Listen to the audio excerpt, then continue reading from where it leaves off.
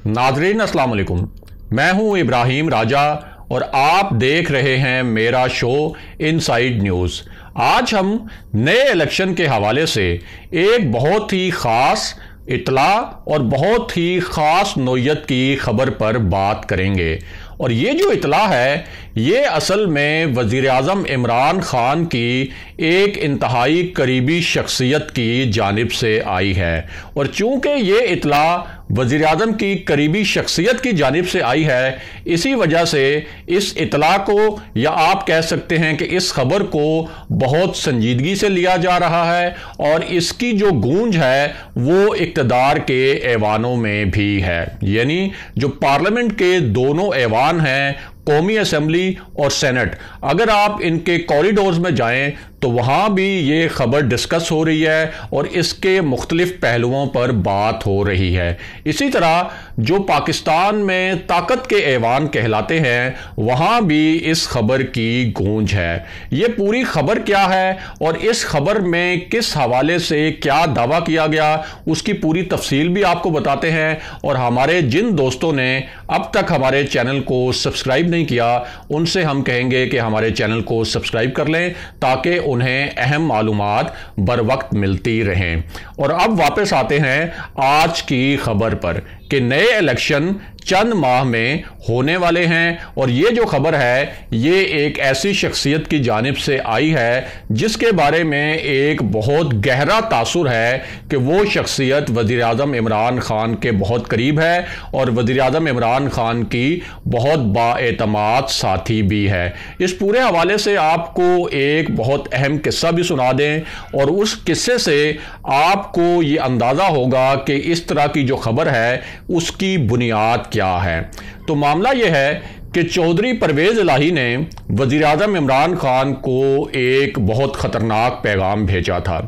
और वो पैगाम ये था कि हमारे ये दो मुतालबात हैं, अगर आप हमारे ये दो मुतालबात मानते हैं तो काफ लीग आपके साथ खड़ी होगी, और अगर आप ये दो मुतालबात नहीं मानते तो वफाक में भी काफ लीग तहरीके इंसाफ से अलग हो जाएगी और पंजाब में भी काफ लीग तहरीके इंसाफ से अलग हो जाएगी। अब इसका मतलब तो ये था कि अगर काफ लीग वफाक में तहरीक इंसाफ से अलग हो तो फिर तहरीक इंसाफ की हुकूमत का कायम रहना और वज़ीर आज़म इमरान ख़ान की वज़ारत उज़्मा का कायम रहना तकरीबन नामुमकिन है। और यही बात चौधरी परवेज़ इलाही भी बहुत अच्छी तरह जानते थे। इसी तरह काफ लीग की जो पंजाब में सीटें हैं वो सब जानते हैं कि एक फ़ैसला कुन किरदार अदा कर सकती हैं। इसी बुनियाद पर दो मुतालबात वज़ीर आज़म इमरान ख़ान के सामने चौधरी परवेज़ इलाही ने रखे। अब वज़ीर आज़म इमरान ख़ान को जो लोग जानते हैं उन्हें मालूम है कि वज़ीर आज़म इस किस्म की ब्लैकमेलिंग से बड़े इरिटेट होते हैं। मैं ख़ुद वज़ीर आज़म इमरान ख़ान के कई जो इवेंट्स हैं बतौर सहाफ़ी उनकी कवरेज कर चुका हूँ। मुल्क में भी कई उनके मैंने इवेंट्स कवर किए हैं, उनके 2 इंटरव्यूज़ भी किए हैं, उनके साथ इंटरनेशनल ट्रैवल भी किया है। तो उनका जो मिजाज है वो मिजाज ये है कि वो इस किस्म की ब्लैकमेलिंग से बहुत ज़्यादा इरिटेट होते हैं। और जब चौधरी परवेज़ इलाही का ये पैगाम उन्हें मिला तो वो उस वक्त इतने इरिटेट हो गए थे कि उन्होंने कहा कि काफ लीग ने तहरीक इंसाफ से अलग होना है तो हो जाए, हुकूमत हमारी गिरती है तो गिर जाए, लेकिन हम काफ लीग की मज़ीद ब्लैकमेलिंग बर्दाश्त नहीं करेंगे। लेकिन इस मामले में एक ट्विस्ट आ गया और वो ट्विस्ट ये था कि वज़ीर आज़म इमरान ख़ान को तहरीक इंसाफ के अंदर से ही और कुछ और हलकों की जानिब से ये मशवरा दिया गया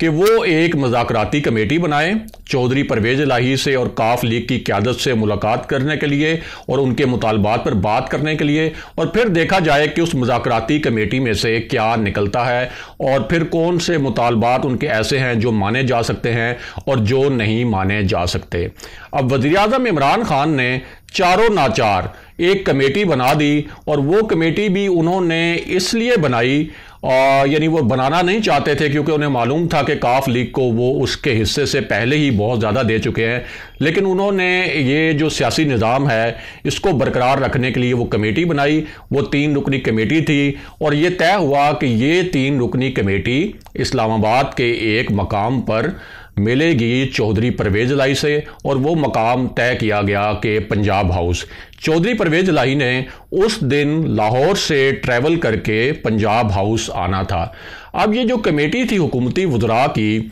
ये चौधरी परवेज इलाही का इंतज़ार करती रही। चौधरी परवेज इलाही ने ये कमिट भी किया हुआ था कि वो इस कमेटी का ये जो इजलास होगा उसमें आएंगे, लेकिन आखिरी वक्त में उन्होंने वज़ीर आज़म को ब्लैकमेल करने के लिए उस कमेटी में आने से इनकार कर दिया। अब जिस वक्त वज़ीर आज़म के पास ये इतला पहुंची तो वज़ीर आज़म ने कहा कि enough is enough, no more blackmailing, और उसके बाद वो चौधरी परवेज इलाही से नाराज़ हो गए और बहुत अरसा तक नाराज़ रहे।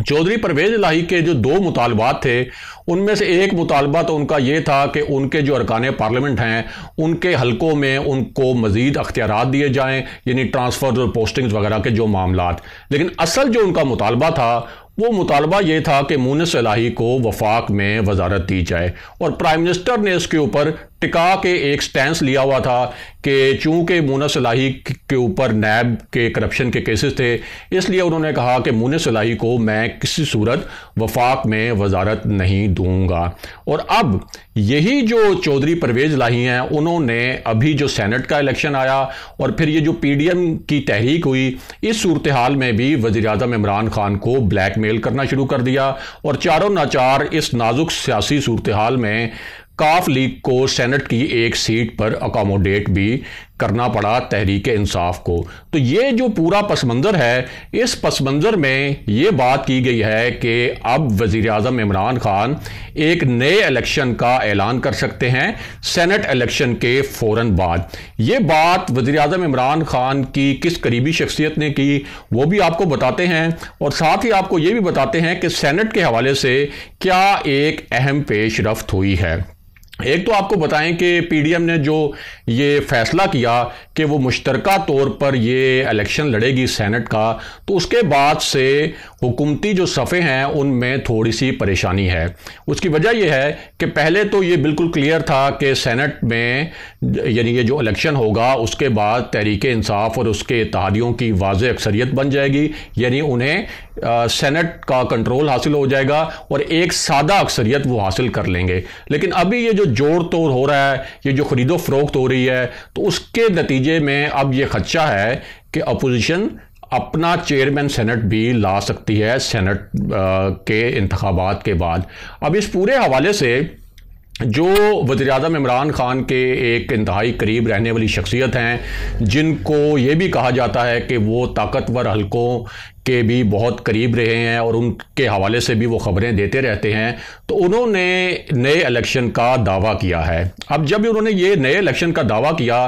तो ये बात ज़ाहिर है कि सहाफ़ती हलकों में भी ज़ेर बहस आई। इस्लामाबाद के दो ऐसे मकामात जहाँ सहाफ़ी, सियासतदान, ब्यूरोक्रेट्स और इस तरह के जो दूसरे तबके हैं वो इकट्ठे बैठते हैं, वहाँ भी इस खबर की बहुत गूंज सुनाई दी। और हमने भी बतौर सहाफ़ी, क्योंकि जब इस किस्म की खबर होती है तो ये एक टीज़र होता है, या आप कह सकते हैं आम ज़ुबान में कि एक तीली लगाई जाती है, तो उसके बाद फिर हम सहाफ़ियों ने भी अपने अपने तौर पर अहम ज़राए से इस खबर के बारे में मालूमात जानने की कोशिश की। और ये जो शख्सियत हैं, ये शख्सियत हैं वज़ीर आज़म इमरान खान के पुराने करीबी साथी, और अब भी वो दावा करते हैं कि वो वज़ीर आज़म के बहुत करीब हैं, मारूफ सहाफ़ी हैं, हारून रशीद साहब। और उन्होंने ये दावा किया है कि वज़ीर आज़म इमरान खान सेनेट इलेक्शन के बाद नए इलेक्शन का ऐलान कर सकते हैं। और उनका तासुर ये है कि उसकी वजह यह है कि वज़ीर आज़म इमरान खान को ये जो सियासी ब्लैकमेलिंग बर्दाश्त करनी पड़ती है, कभी काफ लीग की, कभी MQM की, कभी बलूचिस्तान अवामी पार्टी की, तो बहुत ज़्यादा कॉम्प्रोमाइज़ करने पड़ते हैं, बहुत ज़्यादा सियासी समझौते करने पड़ते हैं। तो उसकी वजह से वो जिस तरह से डिलीवर करना चाहते हैं वो उस तरह से डिलीवर नहीं कर पा रहे। और ये जो फिर पूरी एक PDM की तहरीक का माहौल है, तो इस पूरे माहौल को ख़त्म करने के लिए वो सेनेट के इलेक्शन के बाद आम इंतखाबात का ऐलान कर सकते हैं। लेकिन इस हवाले से बतौर सहाफ़ी जब हमने तहरीक इंसाफ के ज़राए से बात की, जब हमने अहम हलकों के ज़राए से बात की, तो उनका ये कहना था कि वज़ीर आज़म इमरान खान का फ़िलहाल इस किस्म का कोई प्लान नहीं है, और उसकी एक बहुत ख़ास वजह भी है। वो वजह यह है कि पाकिस्तान में मई के एंड में या जून के जो इनिशियल 2 वीक्स होते हैं, फर्स्ट 2 वीक्स, उन 2 वीक्स में वफाकी बजट आता है। और कोई भी हुकूमत जो है वो बिल्कुल जब बजट आने वाला हो तो उससे पहले पाकिस्तान में इलेक्शन की कोई रवायत नहीं रही, और अगर इस सूरत हाल में इलेक्शन हो तो वो मुल्क की इकॉनमी के लिए भी तबाहकुन साबित हो सकता है। बहरहाल हारून रशीद साहब के अपने ज़राए हैं, लेकिन हमारे जो ज़राए हैं उन्होंने हारून रशीद साहब का ये जो दावा है किसी भी हमारे ज़रिए ने उसकी तस्दीक नहीं की। अगले प्रोग्राम तक के लिए खुदा हाफिज़।